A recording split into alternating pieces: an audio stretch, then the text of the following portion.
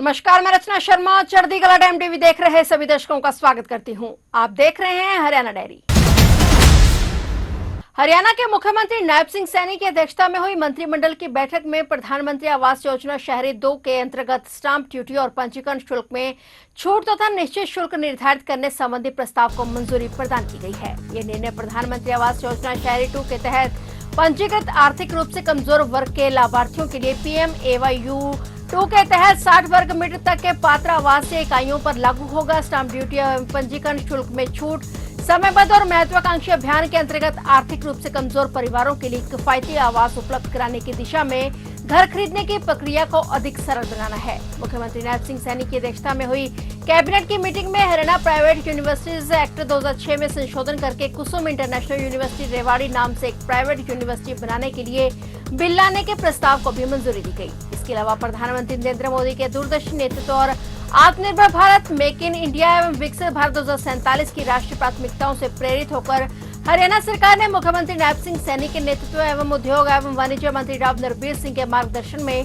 हरियाणा प्रगतिशील MSME एवं निर्यात संवर्धन नीति 2026 का अनावरण किया। यह नीति सूक्ष्म, लघु एवं मध्यम उद्यमों के लिए राज्य का अब तक का सर्वाधिक महत्वाकांक्षी नीतिगत ढांचा है। इसके अलावा भी मुख्यमंत्री की अध्यक्षता में चंडीगढ़ में हुई हरियाणा मंत्रिमंडल की बैठक में कई प्रस्तावों को मंजूरी प्रदान की गई।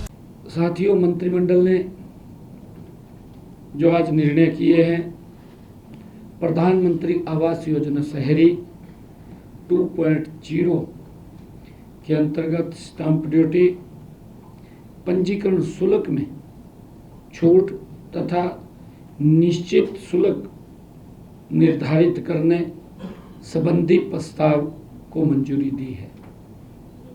यह निर्णय प्रधानमंत्री आवास योजना शहरी 2.0 के तहत पंजीकृत आर्थिक रूप से कमजोर वर्ग और लाभार्थियों के लिए 60 वर्ग मीटर तक के पात्र आवासीय इकाइयों पर यह लागू होगा। पात्र आवासीय इकाइयों के लिए कन्वेंस डीड पर प्रति दस्तावेज 500 रुपये शुल्क लिया जाएगा और इसके अतिरिक्त स्टाम्प ड्यूटी भी 500 रुपये प्रति दस्तावेज की गई है। ये PM आवास योजना के लिए उसके अंदर ये किया गया है। और इसी प्रकार अग्निवीर जो भारत सरकार का ध्येय है कि सशस्त्र बलों में अपनी सेवाएं देने के बाद हमारे प्रशिक्षित अग्निवीरों को कैरियर के अच्छे अवसर मिले। इसी पहल को ध्यान में रखते हुए हरियाणा सरकार ने पहले से ही अग्निवीरों को सीधी भर्ती का आरक्षण का लाभ दिया है।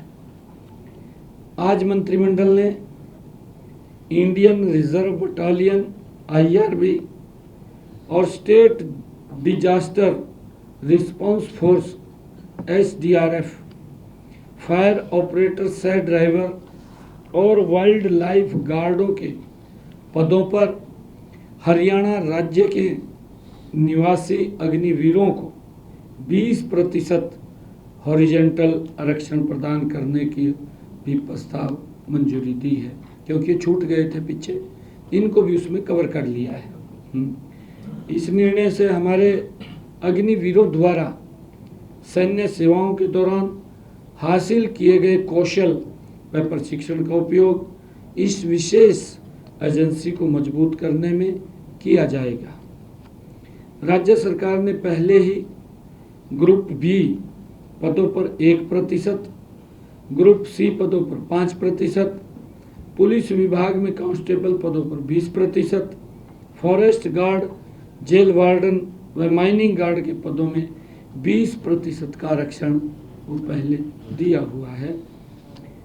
इसी प्रकार मंत्रिमंडल ने आज हरियाणा राज्य पटवारी समूह C सेवा नियम 2011 में संशोधन को भी मंजूरी दी है। संशोधित नियम 1 जनवरी 2025 से लागू हो जाएंगे। तो आप देख रहे थे हरियाणा डायरी और नए समाचारों के साथ फिर से हाजिर होंगे। तब तक के लिए देखते रहिए चढ़ती कला टाइम टीवी और मुझे दीजिए इजाजत। धन्यवाद।